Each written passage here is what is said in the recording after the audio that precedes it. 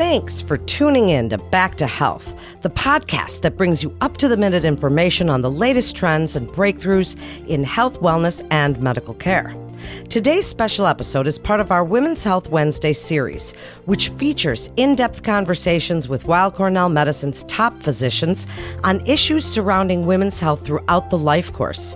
Listen here for the information and insights that will help you make the most informed and best healthcare choices for you. On this Women's Health Wednesday, we're talking about infertility awareness and egg freezing.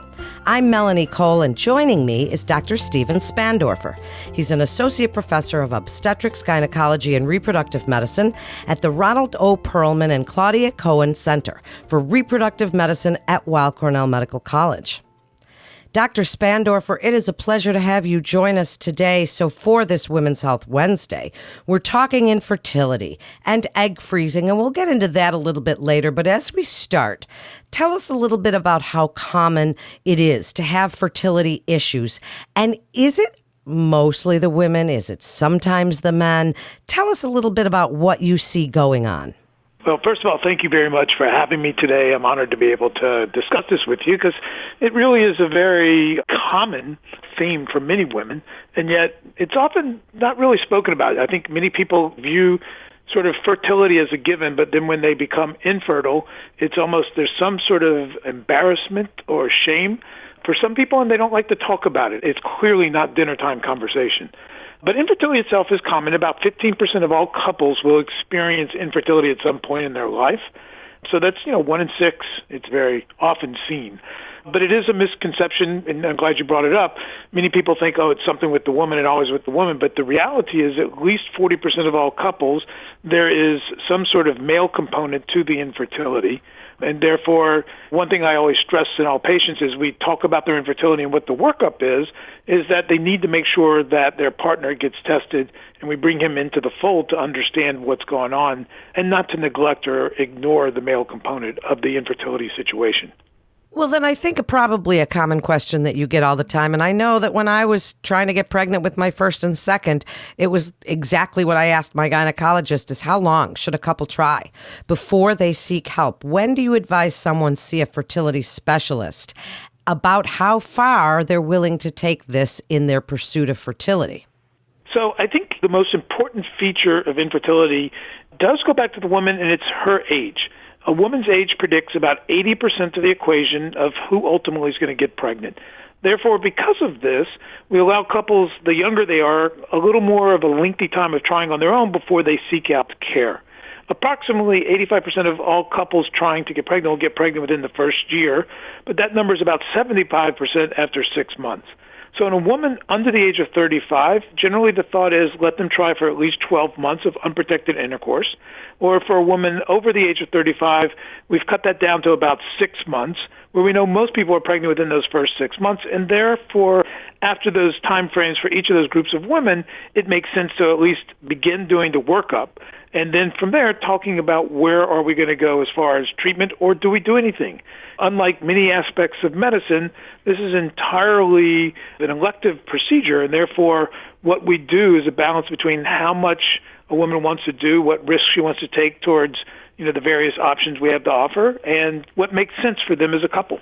Well, thank you for telling us about women's age, because that certainly plays a role in the options that you work on with couples.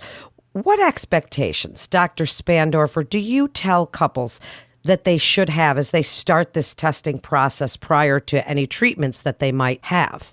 I think basically the most important part of what expectations they should have is probably to understand as realistically as possible what is potentially, if you're looking at an infertile couple, what's potentially causing their infertility, and then to realistically understand the impact of the workup, including her age, as to what it may mean towards treatment and treatment options and potential success. In some couples coming in, sometimes I'll see couples who haven't even really tried yet or coming in and maybe have tried 1 month, and they really just want to talk about their fertility. I think, again, it's important to talk to them and explain to them that we don't get pregnant always on the first try.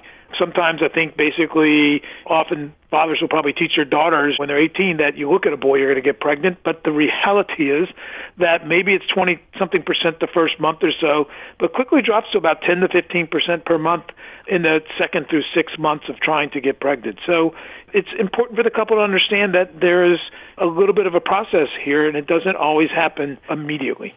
I'm so glad you brought that up. And before we even get into treatments you might try, you know, a lot of doctors, you hear them say, relax, have sex, have a lot of sex, just relax. And when couples are worried about fertility, they can't relax. They're anxious. What do you tell couples about that? Because some people will ask, how often are we supposed to? Is too often too much? Does that reduce the male sperm? Can you tell us what you tell couples about that as an obstetrician gynecologist when they tell you that they're trying to get pregnant? I think that definitely things have changed a lot, because I'll often ask couples, like, how long have you been trying? And they're going, well, we didn't really start trying till we bought the ovulation kits and started tracking things and charting. And I immediately always cut them off and say, maybe call your grandparents and ask them that question, because the reality is that unprotected intercourse is really when you start trying. I actually do believe that sometimes all of that overkill of information sometimes puts too much stress on the couple and really changes the situation of trying to get pregnant into really a work-like adventure. There definitely is a difference between what I would call recreational and procreation intercourse. It definitely becomes much more work-like.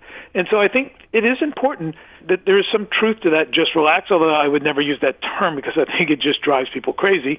But the reality is just have unprotected intercourse. A few times a week should cover it. Clearly, some couples, look, if you want to have intercourse every single day, by all means. But the reality is that for most couples, every 2 or 3 days keeps them from sort of getting, quote unquote, burnt out, where they stop having intercourse and maybe miss the ovulation. So I think initially it probably makes more sense to just sort of back off and take a less scientific, quote unquote, approach and really just go about things like forever and a day that humans have. But I think at some point, some of that other stuff does make sense, but not initially. Yeah, it takes the workload off, and that was beautifully said by you, Dr. Spandorfer. So now what are some of the treatments that are available? Speak first about the non-surgical treatments. Are there any medications, new medications that you're excited about that you'd like to tell the public about? Things you would try first. First of all, most importantly, is to do the full workup. And there really aren't a lot of things that are involved in the full workup. I mean, the workup includes assessing what a woman's ovarian reserve is. You get a sense of that by doing an ultrasound and looking at the ovaries and looking at what we call the resting follicles that have the eggs inside them. What type of number does it look like she has? There's blood work that we get, whether it's an anti-Mullerian hormone test that we can get anytime during the cycle, or specifically blood work on the second or third day of her cycle as another way of assessing her ovarian reserve. We always want to make sure that we get a semen analysis on the husband, and we generally get what's called a hysterosalpingogram, which is a radiologic examination that allows us to evaluate the uterine cavity as well as to make sure that both her tubes are patent. And then from there, that's the basic testing. Now, it's always also important to check just preconception information. And I think sometimes this gets lost. Like, in other words, we actually do a preconception genetic panel for tests like cystic fibrosis, sickle cell anemia, and thalassemia, that it's important for the couple to know if they are at risk for having a child with such. So we get that on both the husband as well as the wife. There's also other preconception testing, whether it's checking to make sure she's immune to rubella or chickenpox. All of this, I think, is important part of the workup. Even though it doesn't affect their fertility, it's nice for them to know. Once we've got the workup, then it's a balance between what we can do to create success versus what type of risk of multiples and success rates we can have. And importantly, you want to assess, first of all, if a woman is ovulatory, because if a woman is not ovulating or releasing an egg on a regular basis, and this is quite a common disorder, if that's the case, then sometimes we will treat the woman simply with just oral medications to help induce ovulation, and often that is successful just with intercourse alone. As we talk about the more general patient population, whether it's sort of unexplained infertility or mild male factor infertility, sometimes we will proceed with oral medications, like I mentioned, and then combine that often with intrauterine insemination and try that for a few cycles. But again, that starts to have the risk of multiple pregnancies, and it's very important to have that frank discussion with the couple about what risk they are willing to take for potentially having multiples, mostly twins, but obviously not completely limited to such. And then finally, beyond that, we will use injectable medications. Previously, when I did my training, we would sometimes do the injectable medications with just intercourse or insemination, but for the most part, we don't do that now because of that risk of high-order multiples. In fact, I think one of the most important things that our society has worked on is trying to reduce the high level of multiple pregnancies created through infertility treatments. And I think we've been very successful in doing that, particularly through IVF and controlling what we do. Then the ultimate sort of treatment is going to be something with IVF, which is in vitro fertilization, where we give the woman fertility medications, we monitor her closely. When everything looks, quote-unquote, ripe and ready, we then remove the eggs. And then in the lab, we actually put the egg and sperm together, grow the embryo in the lab, and then we can decide about either putting the embryos back in based on her age. We decide how many.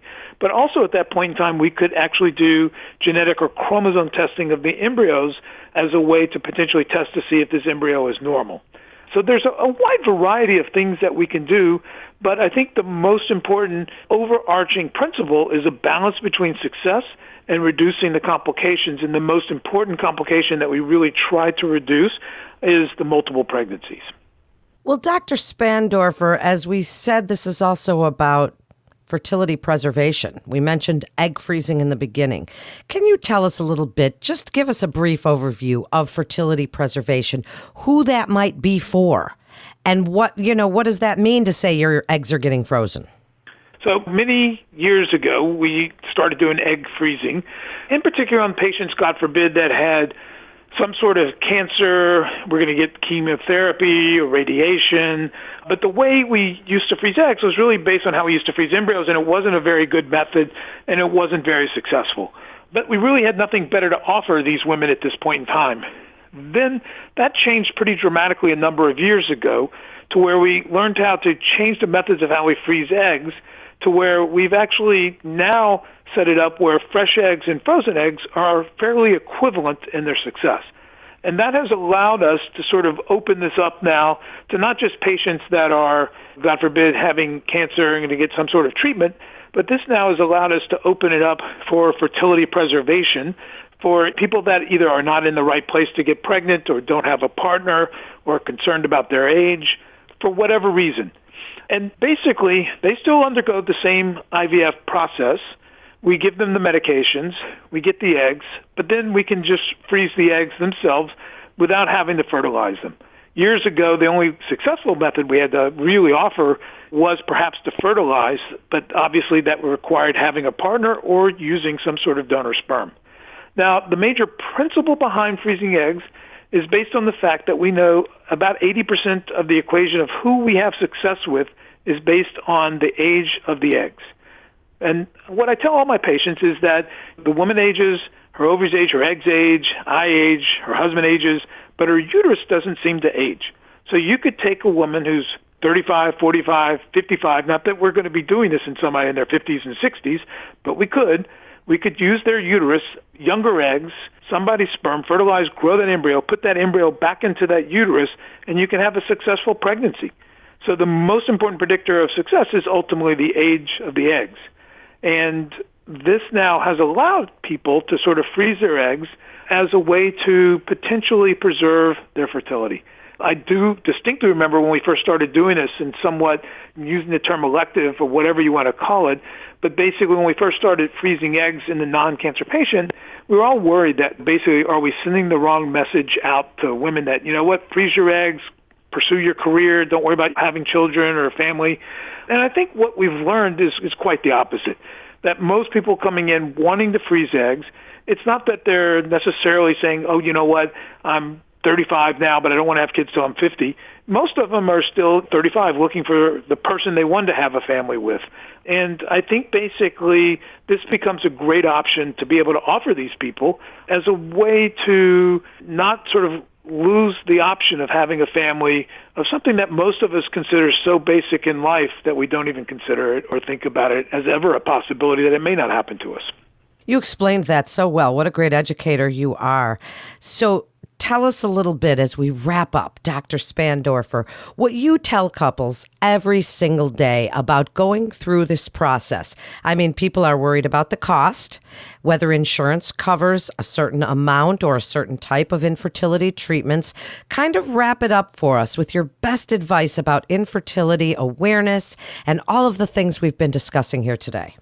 It's very important, I think, for the couple or anybody going through any treatment, whether it's even an individual on their own, to really sort of thoroughly understand what's happening, what their chances are, what their options are. So I think basically first and foremost is to have a good ability to communicate with your doctor and treating team. The other part that this highlights, particularly for couples going through infertility, is that infertility is quite stressful. When you look at all of these psychological studies, the amount of stress people have that have infertility is tremendous. And some of it is certainly based, whether it's financial, but some of it's just based on the mere fact of wanting to have children. And you try 1 month and then you have to wait to see if you're pregnant, and then you have to try again, and it's another whole month that goes by. It really wears on one's patience without a doubt. So I think what's also important is to have a very good communication between the couple. We have long since recognized this in our own group. We actually have 3 psychologists that have been with us over 20-something years, and they provide an invaluable service in just talking to couples about how to talk about this, how to express your feelings of what people are going through. The amount of guilt that someone may feel is incredible when you really talk to them and try to understand it. I still remember the most eye-opening experience I ever had is I once had a medical student many years ago who, for her thesis project, was a fly on the wall in our waiting room and just sort of walked around listening to people talk and what their fears and anxieties were. And it was a very eye-opening experience just to hear of what she had to say, of what patients felt and what they were talking about. I think the other part that you mentioned is as far as insurance, and we've definitely seen changes. There are definitely states, and New York has sort of become one of them, where infertility coverage and IVF coverage is mandated, although it depends on the size of the company you work for. Different insurances and different plans definitely covered things differently. Egg freezing itself, in fact, is even becoming more likely to be covered than it used to be by certain companies. So I think it's always important to explore what your financial possibilities are and also, obviously, what is covered and not covered. And I think understanding as much as you can about all of that together makes it a much easier process, because there is no doubt this is not an easy process. It just isn't for anybody. But that is what we're here for, and I tell everybody, call if you need to. We offer lots of reassurance. We give all the time. That's what we're there for. And we have resources of people to help you with the various either issues or problems that you may run into as you try to seek treatment. Well, you are lovely, and I can hear the passion in your voice. I imagine that the couples that see you are very, very lucky indeed. So thank you so much, Dr. Spandorfer. What an informative episode this was, and I hope you'll come back and join us again, because there are so many factors that we weren't able to cover in this podcast, but so many issues that arise for couples that are trying to get pregnant. Thank you again. Thank you very much for having me. I really enjoyed being a part of this today.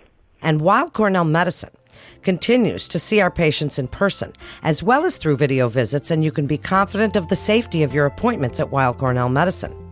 We're so glad you joined us for Women's Health Wednesday. We hope you'll tune in and become part of a community and fast-growing audience of women looking for knowledge, insight, and real answers to hard questions about their bodies and their health. Please download, subscribe, rate, and review Back to Health on Apple Podcasts, Spotify, and Google Podcast. For more health tips, you can always go to weillcornell.org and search podcasts. We have so many great ones there. And parents, remember to check out our Kids Health Cast. I'm Melanie Cole. Thanks so much for joining us today. Every parent wants what's best for their children.